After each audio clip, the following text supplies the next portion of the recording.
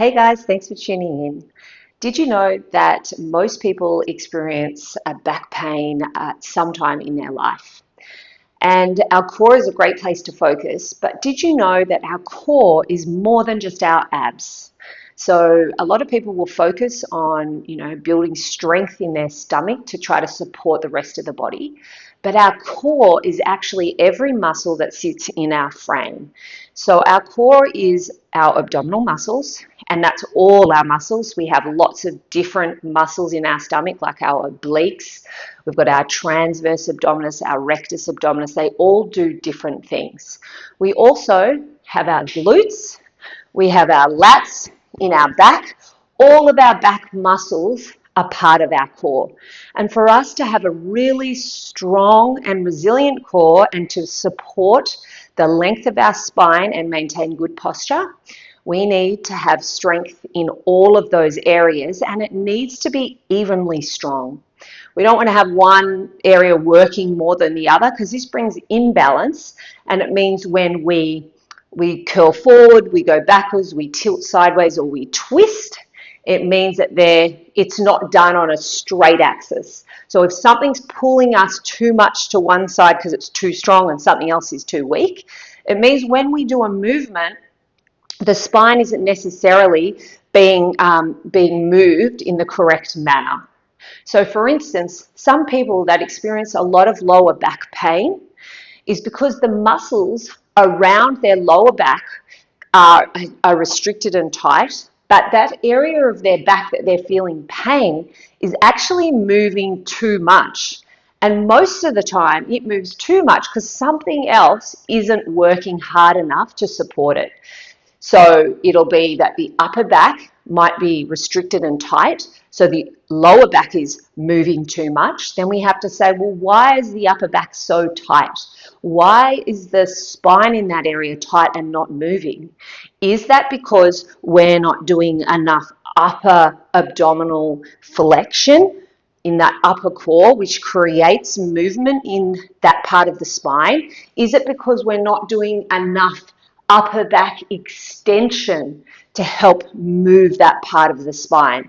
Could be that we're not rotating enough through that upper back to create movement in that part of the spine. And just by doing simple things like that, it actually helps us relieve that lower back.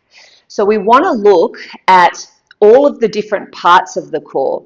So when you're thinking about your training and, doing core strength for lower back pain, you need to be thinking, okay, where am I? So if you have really tight hips and a lower back, we always look at the opposing side. So if you have tight hips, the opposite side of your core, so your glutes, which are tacked around your pelvis, they're going to be probably weak. So we want to make sure that we're doing exercises that open the front of our hips and strengthen the glutes. We also want to make sure we're doing abdominal exercises that strengthen and the abs in this way and open up and lengthen the lower back.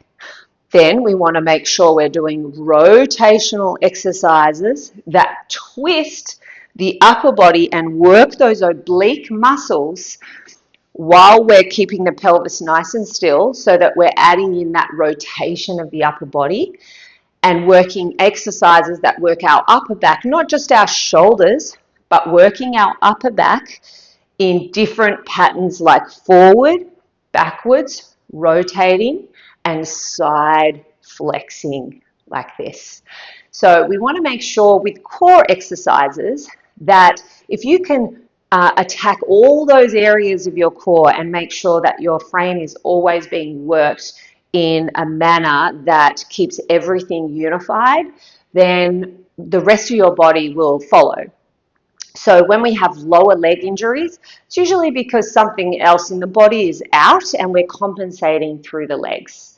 If you have lower back injuries, it's usually because like the pelvis or the ribs or the head are out, and so the lower back takes the load. So when we're thinking about our posture, we want to make sure that the head is sitting on top of our shoulders over our ribs over our pelvis. So if we're really out like this, with the pelvis, our ribs are going to be really forward. So we want to use exercises, core exercises, that re-stack the body over the top of the pelvis.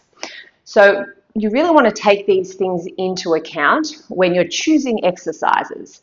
So you're going to have exercises that flex the body forward and back, exercises that take your body side to side, and exercises that rotate your torso. And all of those exercises are core exercises. Now, generally, when we're looking at the steps in how we train the body, the best way is that any forward and back exercise is going to be the safest one for you to try before trying any side to side and twisting exercises.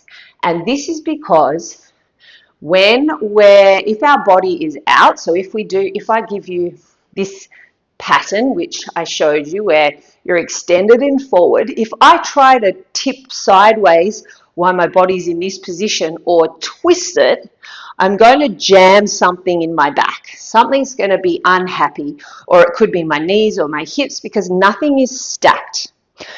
So we first work that forward and back action because it's the safest movement for the spine. And that means that you can build into your training picking exercises with that forward and back action, which are going to, you're pushing your pull exercises, anything like your planking, exercises that are going to train the front and the back of the body. And once you master those, you can then move into some of those side lying exercises with a little bit more balance in the way your body sits. Then you want to move into those twisting and rotational movements, which are more advanced, but they do mimic more of our day-to-day life. If you've got any questions, then please drop them in the comments. I'd love to hear from you and help you out with how to plan your training if you need any assistance. Enjoy.